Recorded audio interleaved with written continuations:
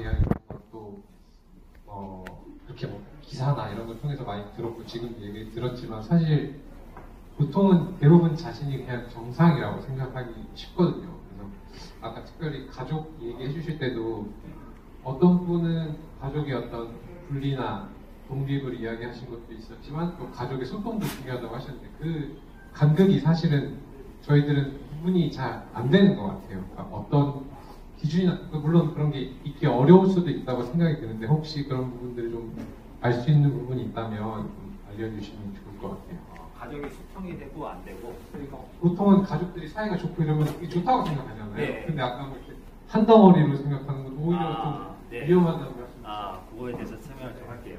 제가 이제 가족 상담도 이제 공부를 하고 가족 상담 이제 작업도 있는데 여러 가지를 하면서 깨달은 게 가족과 가족 사이에 뚜렷한 경계선이 없으면 서로를 침범하게 돼요. 대부분 이제 모든 게 가족의 문제는 아니고 유전적인 개연성이나 가정의 어떤 분위기나 또 사회 환경적인 요인이 반드시 있어요. 가족 문제라고 보시면 안 되고 여러 가지가 복합적으로 되어 있는데 가족 중에서 융합화돼서 한 덩어리 같이 된 가정이 있어요. 예를 들면 이제 아버지가 권위적이어서 너희들은 다 내 말을 듣고 내 자식이랑도 이렇게 어떻게 안으로 이렇게 팔이 굽어져 있는 상태라고 할까요? 그러니까 아버지의 어떤 분위기에 휩쓸려서 살아가는 애들이 있어요. 그래서 예를 들면 아버지가 너무 권위적이거나 자기의 주장이 강하거나 어떤 자기 확신을 가지고 이렇게 좌지우지하는 그런 경향성이 강하신 아버지 그런 거나 아니면 또 어머니가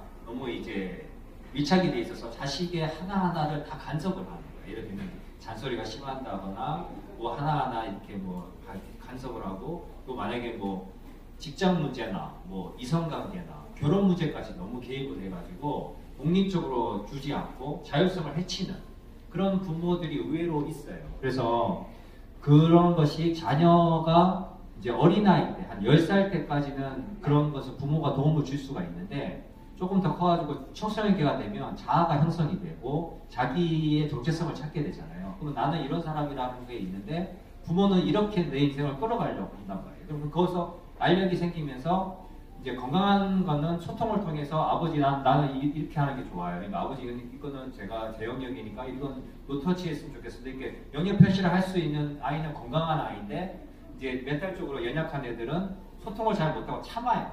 그리고 이제 소갈이를 계속 하는 거죠. 그러니까 어느 순간에 분노가 차면서 알게 모르게 뭐 어디서 깜 맞고 와서 어디에 화풀이 한다고 필요 없는 엉뚱한 것에 스트레스를 풀게 돼요. 그러다 보니까 중독이라든지 게임 중독 아니면 뭐 여러 가지 중독, 쇼핑 중독 아니면 뭐 관계 중독 뭐 이런 데 빠지게 되고 또 여러 가지 또 심리적으로 또 이렇게 의존적으로 되게 되거든요. 그러면 독립성이 없고 자기의 독립적으로 살아가는 것이 아니라 부모한테 이렇게 붙어가지고 생활하게 되면 자아를 찾지 못하고 나이가 30, 40 먹어도 부모님 밑에서 살 수밖에 없는 상태가 돼요. 독립적으로 살아가기가 그런 거죠.